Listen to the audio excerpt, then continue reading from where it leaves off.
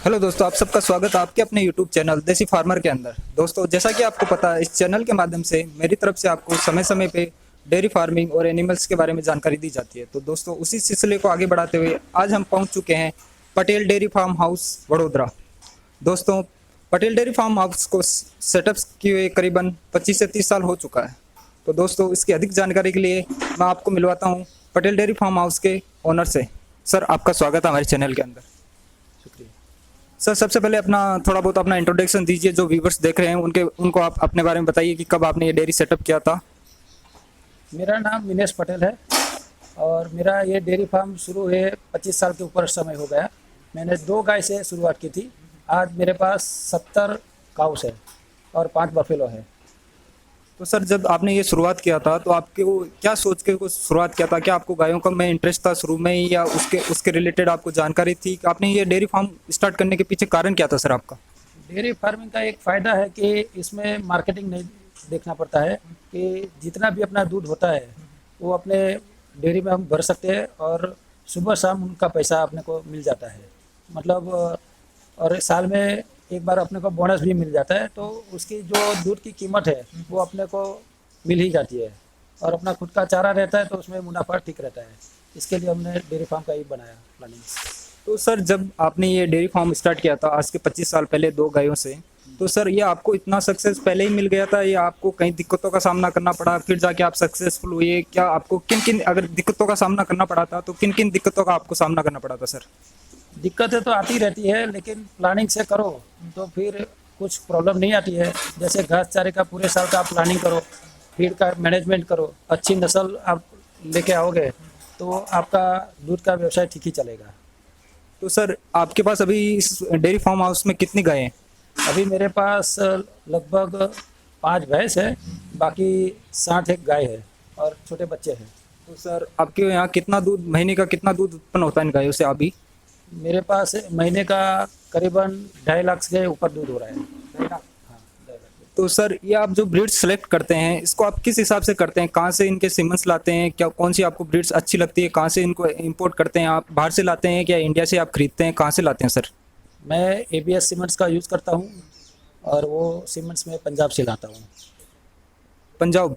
तो सर, जैसे कि आप देख रहे हैं कि लोग कहते हैं कि गिर गाय सबसे बेस्ट रहती है, तो आपके यहाँ मैं देख रहा हूँ कि एचएफ गाय का काफ़ी भंडार, आप एचएफ गायों का पालन करें, इसके पीछे रीज़न क्या है? एचएफ गाय कॉमर्शियल के लिए ठीक है, गिर गाय का दूध खाने के लिए सबसे अच्छा है, लेकिन आपको अगर बेच के धंधा करना है, पैसा कमाना है, तो आपको एचएफ गाय ही लाना पड़ेगा क्योंकि उसका प्रोडक्शन ज़्यादा रहता है गिर गाय से। तो सर, ये आपका जो डेयरी फार्म हाउस में देख रहा हूँ, ये कितने एरिया में फैला हुआ है? ये लगभग 250 फुट लंबा है और 35 फुट चौड़ा है। तो सर, इसको इसको सेटअप करने के पीछे कितना कॉस्ट आपको लगा था, कितना खर्चा आया था आपका? 15 लाख के करीब लग गया। 15 लाख लग गया था। तो सर, अभी आपको कितना मुनाफा हो रहा है? क्या आपके लाइफ स्टैंडर्ड में चेंज आया डेयरी फार्म स्टार्ट करने के बाद? कितना आपकी लाइफ स्टाइल में कुछ चेंज बदलाव आया है? कैसा महसूस कर रहे हैं इसको स्टार्ट करने के बाद? आप अपने आप को कितनी सफलता अपने आप को कितना ऊंचा देखते हैं सर? आप देख ही सकते हो कि पहले मेरा शुरुआत 2 ही गाय से किया है, आज गाय इतना महंगा हो गया फिर भी मेरे पास 70 पशु ऑलरेडी अवेलेबल है और दूसरे में चालू में बेचता रहता हूँ, तो प्रॉफिट तो है ही है। तो सर, इतनी गायें हैं, इनको अगर मैनेजमेंट के लिए आप क्या प्रोसेस अपनाते हैं? इनको इतनी गायों को हैंडल करने के लिए आपको कुछ स्ट्रेटेजीज अपनानी पड़ती होगी? क्या प्रोसेस, क्या मैनेजमेंट को इम्प्लीमेंट करना पड़ता है? उसके पीछे आप क्या करते हैं सर? उसको तो पहले फीड पे ध्यान देना पड़ता है, जो हम बैलेंस फीड बनवा के उसको खिलाते हैं अच्छा दाना। फिर पूरे साल के लिए जो भी हमको चारे की आवश्यकता होती है वो हम पूरा मैनेजमेंट करते हैं। फिर कम चारा किसी सीज़न में लगता है कि कम है तो हम पंजाब से उसको साइलेज भी मंगा के खिलाते हैं। तो सर, अगर जो युवा लोग, जो किसान भाई लोग जो देख रहे हैं, अगर वो डेयरी फार्म स्टार्ट करना चाह रहे हैं तो उनको आप क्या सजेस्ट करोगे? उनको क्या आप अपना नॉलेज शेयर करोगे? 25 साल का एक्सपीरियंस शुरू करोगे जिससे वो एक सक्सेसफुल डेयरी फार्म स्टार्ट कर सकते हैं? किन किन गलतियों से उनको बचना चाहिए सर? मेन तो जब डेयरी फार्म स्टार्ट करते हैं तो पहले उसको इंफ्रास्ट्रक्चर पे ज़्यादा पैसा खर्चा नहीं करना है। सिंपल सोबर पहले शेड बनाए और उसको प्रोडक्शन में पैसा डालना चाहिए, मतलब गाय अच्छी नस्ल की ले और अच्छे से उसको पाले और फिर कमाए पैसा, बाद में उसको फैसिलिटी में पैसा डालें। जैसा कि सर आपने बताया कि कम पैसा इंफ्रास्ट्रक्चर पर इतना ध्यान नहीं देना चाहिए, सबसे पहले उसको ब्रीड्स का सिलेक्शन करना चाहिए। तो सर अच्छी नस्ल गाय अगर आप उनको कैसे पता लगेगा कि ये गाय अच्छी नस्ल की है कि या ये बेकार नस्ल की है, इसके लिए आप उनको किसान भाई लोगों को किन चीज़ों का ध्यान रखना चाहिए सर? उनको अगर मालूम नहीं है तो कोई जानकार आदमी हो कि एचएफ काऊ कौन सी अच्छी नस्ल की है, वो उनको साथ में लेके जाए, खरीदारी करवाए और 2 टाइम मिल्किंग करवा के 3 टाइम मिल्किंग करवा के ही गाय खरीदे।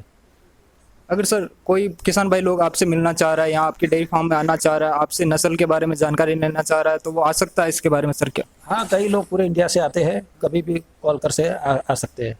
तो सर जो आपका यहाँ दूध उत्पन्न होता है उसको आप कहाँ कहाँ सप्लाई करते हैं, किस कॉस्ट पे आप सप्लाई करते हैं सर?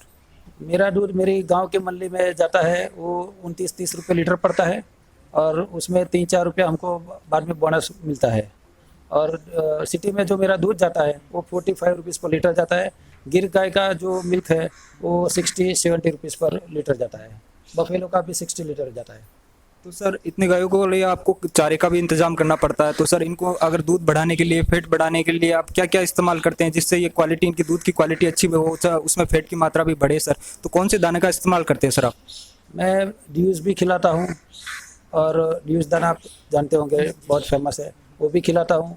बाहर से भी अपना थोड़ा दाना तैयार करवाता हूँ और हमारा बड़ौदा डेयरी का भी दाना आता है, वो भी मैं खिलाता हूँ। जैसे कि सर आपने बताया कि बाहर का दाना मैं इस्तेमाल करता हूँ, कौन सा दाना आप बाहर से मंगवाते हैं और कौन सा इस्तेमाल करते हैं सर?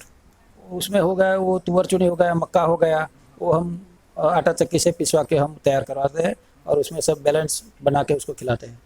जैसे सर अत्यधिक गर्मी में देख रहा हूँ कि आपका ये 10 सीड है पूरा डेयरी फार्म हाउस, अत्यधिक गर्मी के अंदर इन गायों को अगर गर्मी होती है तो उसके लिए आप उनको बचाने के लिए क्या क्या क्या उपाय अपनाते हैं जिससे कि ये गायों को ठंडक मिल सके और उसके अलावा आप क्या क्या उपयोग करते हैं जिसकी वजह से ये गायें एकदम ठंड के माहौल में रह सके सर? आप देख सकते हो मेरे फार्म पे इधर फोगर लगा हुआ है और ये पतरे की जो सीट है चद्दर, उसके ऊपर भी फोगर लगा है, मतलब ऊपर से भी हीट नहीं आती है और नीचे हर 2 मिनट पे इधर मेरा फोगर चालू हो जाता है, ऑटो है।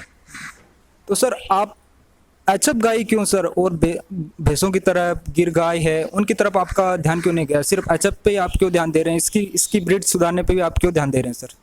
एचएफ गाय में मिल्क कैपेसिटी ज़्यादा रहती है और गिर गाय का लैक्टेशन पीरियड मिल्किंग का बहुत कम रहता है। भैंसों में सेम वही है और ये कम से कम 12,000 लीटर से 14,000 लीटर तक अपने को बड़े आराम से एचएफ गाय मिल्क दे सकती है।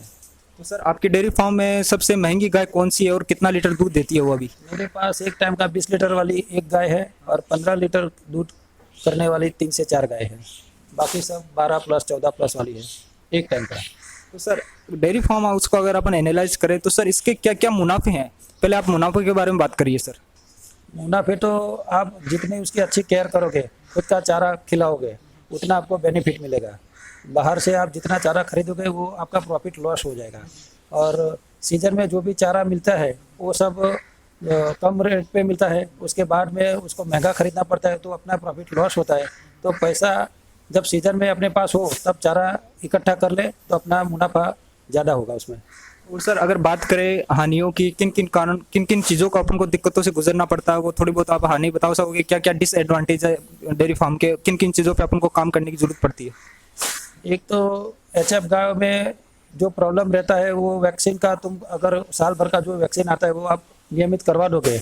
गायों को पानी की व्यवस्था से काफ़ी गुजरना पड़ता है, तो उसके लिए आप यहाँ क्या इंतजाम करते हैं आपकी डेयरी फार्म हाउस के अंदर? मेरे फार्म हाउस पे आप देख सकते हैं कि ये 24 घंटे पानी पी सके ऐसे बाउल मैंने फिट करवा के रखे हैं, मतलब गाय को जब मर्जी चाहे वो पानी पी सकती है। तो उनसे ये बाउल लगाने से फ़ायदा ये हुआ कि जो मेरी गाय 12 लीटर दूध देती थी वो उसका 1-1 लीटर दूध बढ़ गया सभी गायों का, क्योंकि वो जब पानी पीते हैं तो चारा भी अधिक खाती है, फिर उसका दूध अच्छे से निकल पाते हैं हम। तो सर जैसे कि अपन देखते हैं मुर्गी फार्म हाउस हो गया या और जगह हो गई, वहाँ महामारी की मतलब एक जानवर से बीमारी फैलती है वो दूसरे जानवर में फैलती है, तो गायों में भी ऐसी परेशानियों का आपको सामना करना पड़ता है? कहीं आपके डेयरी फार्म हाउस में 25 साल के एक्सपीरियंस में आपको कहीं ऐसी दिक्कत आई आपको? नहीं, ऐसा कोई प्रॉब्लम गायों में नहीं आता है। तो सर आपको उनको बीमारी से बचाने के लिए आप क्या क्या उपाय अपनाते हैं सर? हमारी गवर्नमेंट यहाँ हर साल वैक्सीन करवाती है, साल में 3 से 4 बार जो उसका आता है कार्यक्रम, उसके हिसाब से हम उसको रसीकरण करवाते रहते हैं, टीकाकरण जिसको बोलते हैं, वो हम रेगुलर करवाते हैं, तो इतना कोई ज़्यादा बीमारी नहीं आती हमारे वहाँ। सर हम आमतौर पर देखते हैं कि जैसे गायों सीमेंट के पास पे बैठी रहती है तो उनको घुटनों में दर्द होता है, तो उसके बचाव के लिए आप अपनी डेयरी फार्म के अंदर क्या क्या तरीका अपनाते हैं कि उनको वो दर्द ना हो, वो महसूस ना हो, तथा वो अपनी दूध की कैपेसिटी बढ़ा सके, उसके लिए आप क्या इस्तेमाल करते हैं सर? मेरे डेयरी फार्म में बैठने के लिए सारी गायों के लिए मैंने मैट बिछा रखी है और खुला वाड़ा भी बनाया है। वहाँ गाय आराम से घूमती रहती है, फिर यहाँ बैठती है शेड पे कभी भी, ये बारिश के टाइम पे तो पूरे मैट पे बैठे है, तो उसका कोई प्रॉब्लम नहीं है। अगर सर कोई किसान भाई लोग डेयरी खोलना चाह रहा है, वो मेट खरीदना चाह रहा है, तो उसकी कॉस्ट क्या रहेगी मार्केट के अंदर, कितना वो कॉस्टली रहेगा, अगर वो उसको अफोर्ड कर सकते हैं नहीं कर सकते सर? मैट कई तरह की बाज़ार में मिलती है, 1400 रुपये से लेकर 1600 की भी आती है, 2200 की भी आती है। एक लॉकिंग वाली आती है मैट, वो 2600 रुपये की आती है, जो एक्सपर्ट क्वालिटी आती है वो। तो सर इतना बड़ा डेयरी फार्म हाउस है, इसमें लेबर मैनेजमेंट भी होता है, तो सर आपको लेबर कितना कितना लेबर इस पे सफिशिएंट होता है कि इसको पूरा मैनेज करने के लिए? आपके पास अभी कितना लेबर है? दूध निकालने के लिए मेरे पास 3 आदमी है और दूसरे 3-4 आदमी हमारे लोकल है, जो गोबर का काम करते हैं और खेत में से चारा काट के ले आके कटिंग करते हैं। तो सर आप जैसे सीमेंस है, आपने गायों को सीमेंस के लिए सीमेंस कहाँ से एक्सपोर्ट करते हैं? आप इंडिया का इस्तेमाल करते हैं या बाहर से फॉरेन से एक्सपोर्ट करके फिर उसको रखते हैं? सीमेंस का कैसे इस्तेमाल करते हैं अपने इस डेयरी फार्म के अंदर? EBS के डोज अमेरिका से पंजाब में डीलर उनके बना के रखे हैं, तो मैं हर बार महीने में पंजाब आता जाता रहता हूँ, तो मेरे को जितना भी सीमेंट चाहिए मैं पंजाब से खरीद लेता हूँ। अगर सर बात करें जैसे कि इस गाय पूरे डेयरी फार्म हाउस के अंदर किन किन दिक्कतों का सामना करना पड़ता है, डिसएडवांटेजेस क्या है जिनको आपको बचकर रहना चाहिए, जिससे किसान भाई लोग है ना आगे अपने फ्यूचर में अगर आगे डेयरी फार्म खोलना चाह रहे हैं तो उन दिक्कतों से वो बच सके? आप अपने एक्सपीरियंस से शेयर कीजिए सर। मेन तो फोकस उनको करना पड़ेगा कि जब भी कोई डेयरी फार्म नया बनाता है तो थोड़ी अच्छी नस्ल की गाय खरीदे। कोई ऐसी गाय ना ले कि कोई बोल दे कि ये 12 लीटर की है, फिर अपने वहाँ के 7 लीटर की निकल जाए, तो कई लोग ले लेते हैं ऐसी गाय, उसमें उनको नुकसान हो जाता है।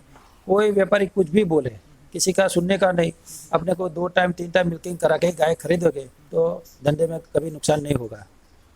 तो सर आपका अगर फ्यूचर प्लान हो इस डेयरी में कुछ और आगे इन्वेस्टमेंट करना चाह रहे हैं, इसको और ज़्यादा टेक्नोलॉजी इसमें अप्लाई करने की आपका कुछ आइडियाज़ है, इसके बारे में आपने सोचा है, इसको और थोड़ा बहुत एडवांस करने की आपके बारे में सोचा है इसके बारे में सर आप? हाँ, अभी मैं सोच रहा हूँ कि अभी मैं एक छोटा हाथी के अंदर वो मिल्क ATM बिठाना है और वो सिटी में उसको भेजना है दूध।